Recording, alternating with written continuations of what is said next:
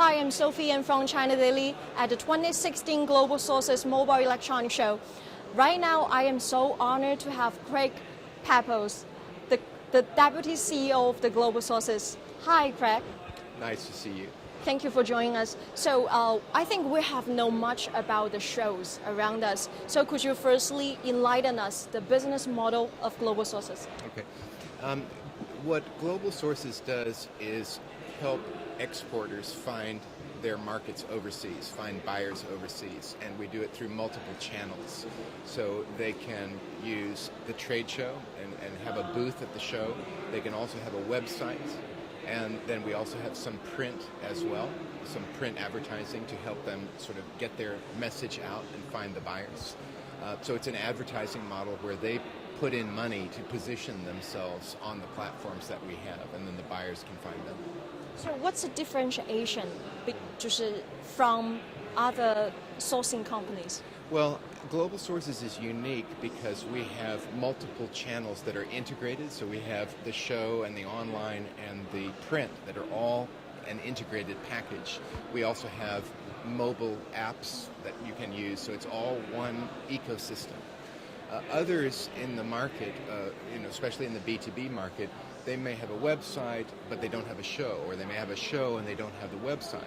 And I think that in today's world, having an integrated multi-channel approach is quite important because buyers have suspicion and anxiety. They want to make the right choice and they're afraid of picking the wrong supplier.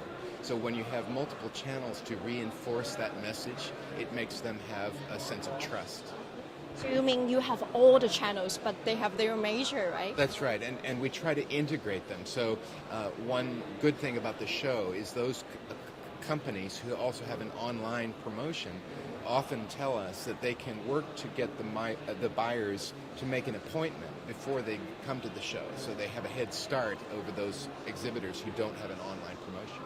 So more specifically, because we are at the shows, how GA Global Sources can distinguish your shows with other closely related shows? Well, I think this show that we're in today is a really good example because we have great sensitivity to where the market is going. Yesterday we had a very important VR summit where we had the industry leaders, Intel, NVIDIA, AMD, a number of others talking about how will VR develop. And everyone always in electronics is looking for what's the next big thing, or the next product wave. And VR is an example of that. It's also quite unique because this is not just a product. It has to have software, it has to have content, and it's early stage right now. So I think what's Global Sources' strength is picking out when and how to position a certain product. This show that we're in today is called the Mobile Electronics Show, and several years ago we made the decision to separate it from the mother show, which was consumer electronics. And so today it's the largest in the world that's dedicated to mobile electronics. And I guess what I'm pointing to is that within this product line there will be new products that come out. VR is one of them. Another one that we are featuring in this show is the smart living, with all of the Internet of Things, many products in that area. At the moment, there is no one in Asia who has as much content as we have in either of these two segments, the VR or this smart living. And the other one, I think that's a highlight of our show, is the startups, which are just outside here. We have the largest single concentration of what we call hardware startups, not software startups, but product startups anywhere in Asia. So this is a place where buyers can come and find new ideas, and that's what they're here to do. They're wanting to find a fresh idea, a fresh product that will attract a new market. So, because you mentioned that, so what's the initiative behind the largest hardware launch pad? Well, I think that the startup space is very crowded and there's a lot of excitement, a lot of energy in it. But what's special about what we're doing here is we're taking the startup companies and putting them together with the buying channel. So it's not really, I mean, there are investors also coming to look at it, but there are many conferences around the region that deal with startup investment, but none that I know of that focus on bringing the buyer and the distributors together with the startups. And that's where the startups will benefit the most, because they'll hear the buyer feedback, find out how they need to adjust their products, or check if there's really a possible market. And we've had several success stories. There was one in the last show that, because of being at the show, was able to secure a position with the Apple Store. So right away, they have feedback from all the clients that they can get through the Apple Store. So it's a very unique opportunity for startups to find market. So you can help those startups to facilitate their distribution, right? Yes, well, this is a platform. So it's up to the buyers to self-select, and pick out which products they're interested in, and then hopefully they find the right match. As the deputy CEO of the company, in your eyes, what's the most formidable challenge lying ahead? Well, I think, it's interesting because I've been working in global sources for a long time, for 30 years, and over that time there's so many changes. And if I were to look back and kind of segment the time, the most recent period begins around 2008, with the financial crisis.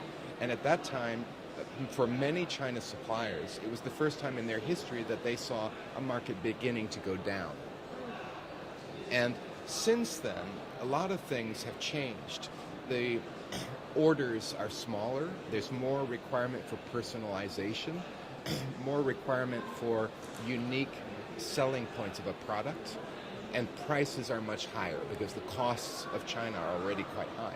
So this is making the suppliers have to rethink their positioning. There's also new channels. There's the e-commerce retailers who are online, and their requirements are so different from traditional retailers in terms of packaging, in terms of turnaround time. So the suppliers really need to select what positioning do they want, and then how to adjust their skills to meet that positioning. You mentioned that the market are evolving so rapidly. So how GS can address this kind of changing customers' needs? Well, I think the first way is what we already mentioned, being very sensitive to how the industries are changing. So, when we notice a new product that's beginning to get a lot of attention, that we try to segment that product and provide more information about it, like, for instance, smart living. Or if we see that there's a lot of interest in startups, we pull together the startups and try to connect them with a new channel, with the buyer interest, which will help them. So by providing that kind of solution, then we stay relevant and we adjust to how the market changes. So that's always the secret, is just staying close to the market, staying close to the customers on both the buy side and the sell side. Against such a evolving, rapidly changing marketplace, how can you, promote the company's long-term development? Well, I think certain things never change. The one that never changes is the only reason that a company survives is if it provides value to its clients. So staying very focused on the client's situation, the client's needs, the client's pain, that's the thing that keeps you relevant. But another point is, this is a company that's 45 years old, and we have over that time really stayed very centered in our expertise. So we've built up a long track record and a long expertise in what we do. So we have a focus that gives us a value. And if we can connect that to the client needs, then it should be no problem. So you mean GS value is to serve the customers, right? Yeah, serving the customers and providing a solution that meets their needs, whatever those needs are and however those needs change. You mentioned you have been with GS for 30 years. Yeah. Wow, such a long time. So could you foresee for us, enlighten us, in the next 30 years, what GS will be, what the global source will be, and the vision? In this time of so much change, it's hard to even predict 5 years ahead. And it's easy to say that, but I think it's real right now because the amount of change that's been happening in the last, say, 2 or 3 years, or anyway since 2008, I would say, it's quite a lot more than previous times. There is a completely new channel with the e-commerce resellers who have come up so fast and so strong, and all the changes of the consumption pattern, like we talked about personalization and the smaller orders. So I think a lot is, unstable. If you go around the show and talk to some of the big traditional retailers who visit the show, the Walmarts and the big companies, many of them will talk about this feeling of crisis, of how do I adjust. Maybe it's a changing generation, or at least the habits of the consumers have changed so much. So it's really quite a lot of change. If I were going to make some predictions, one thing that's sure is the technology, the importance of technology, and things like we were just talking about yesterday, the VR. VR is very early stage. We don't see right now consumers with a habit, but you see a lot of interest, and you can predict that in the future this will bring a lot of new product opportunities. And they will not be only the entertainment type. It'll change education, it'll change communication, virtual presence. So I think there will be a lot of products that we can't even imagine, just as there have been in the past. Who would have predicted 30 years ago the importance of the mobile phone? So I believe that technology is one area. Another area, though, is sort of the opposite, which is lifestyle change. And I can imagine, you can already see in certain parts of the world some movement against technology, where people would like to be off the grid and stop being connected, and you see, like we were talking about, the aromatherapy, where you can have little devices that help provide a pleasant fragrance in the home or in an office environment. So I think that more and more people will be thinking about their quality of life and how to preserve a little bit of that private time and the sort of peaceful time, which maybe seems like a thing of the past in our overly connected world. Actually, you have mentioned what I want to ask, because I know VR, AR, MR is a cutting-edge trend. Besides the trend, there are a lot of trends. How global sources will help the manufacturers, the suppliers to commercialize them and into a mass market?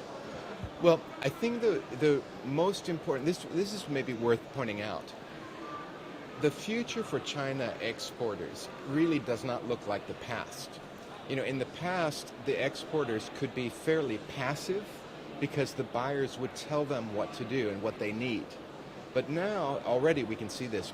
Buyers are expecting a good supplier to come up with some new ideas and suggest things, new designs, new collections. So I think more and more the new supplier in China needs to be able to listen to the market and predict what is changing and then come up with some ideas of their own. So this is a skill set that is not traditional for the Chinese exporter, and they have to find ways to get that information. And probably the best way is finding a good partner, a good buyer who becomes someone that they can talk to and do brainstorming with. Another aspect is the design, that they need to develop a design capability so they can try out some concepts and put some new products together to try in the market. Suitable customers and suppliers, right? So one more question for the future. What's your vision of global sources? Well, I think that global sources has always been focused on providing information. And in our history, there's been some changes because now, I can give you examples. Maybe when I first joined 30 years ago, the biggest problem for the buyer was, where can I find the supplier? Where is the supplier? Now that's no longer a problem. It's so easy to go online and come up with hundreds of thousands of supplier names, on a list. So today the problem is, where is a supplier that I can trust? Where is a supplier that is suitable for me? So it's about accuracy of information and reliability of the information. So I think that more and more what we need to provide is, and already we are doing this in some ways, we need to provide guidance to the buyer and make it easy for the buyer to sort the information and find exactly what they are looking for. So that if they can do that, then the right buyer will find the right supplier at the right time. So I think that's where we should be focused. I don't dare to say 30 years, but at least for the foreseeable future, we should focus there. So you're like a bridge connecting the reliable buyers and suppliers, right? Yeah, I think it's a bridge with information. Of course, we should also help them, right? So that it's not just, and actually I can quote one of the quotes that my boss likes a lot. He says, data is not knowledge, and knowledge is not wisdom. So data is cheap. You can find all kinds of data everywhere, but the problem is, can you turn that into something that's actionable? Can you turn that into something that has a decision suggested? And then wisdom, as to what do you do based on what you see. So if we can help both the buyers and suppliers sort out and make sense of all the data out there, then we would be doing something valuable. The key point is how can we use based on the data, right? Right. Thank you so much, Craig, for sharing with me. Thank you. We have more videos from here.